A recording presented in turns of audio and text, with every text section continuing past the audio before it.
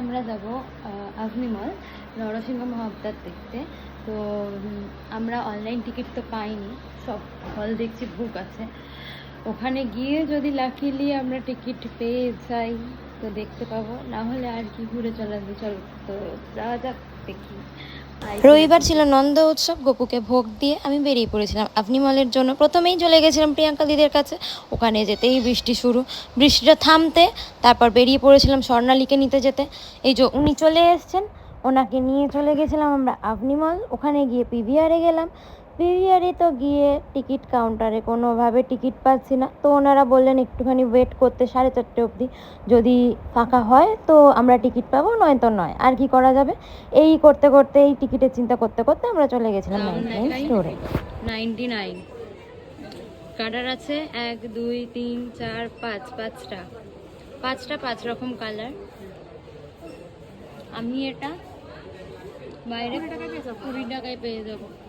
इतने तेजस्वी लोग हैं हमारे पास। এদেরকে নিয়ে নাড়াঘাটা করে তারপর রেখে দিয়ে আমরা আবার চলে গেছিলাম টিকিট কাউন্টারে। টিকিট কাউন্টারে গিয়ে এবার ফাইনালি আমরা টিকিটটা পেয়েছি। হলে ঢুকিনি এখনো, হলের দরজা বন্ধ, পপকর্ন আধা। এ তো মুড়ি খেতে বসেছে।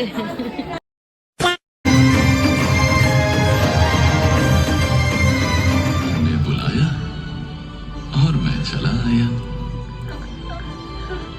তো গাইস, আমাদের এরকম ভাবে চশমা পড়লে তবে আমরা এখানে বুঝতে পারছি 3D হচ্ছে, নয়তো কিছু বুঝতে পারছি না যে 3D বলে আদৌ কোনো জিনিস হচ্ছে। সোজা করে চশমা পড়লে নিলে বোঝা যাচ্ছে।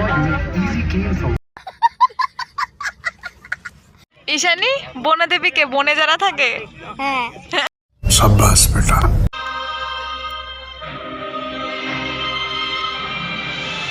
কেমন লাগলো ঈশানী? ভালো লেগেছে? বুঝতে পেরেছিস তো? কেমন লাগলো প্রিয়াঙ্কা? কেসা লাগা? এখন আমাদের মুভি দেখা শেষ। আমরা বেরিয়ে গিয়েছিলাম আইসক্রিম খেতে।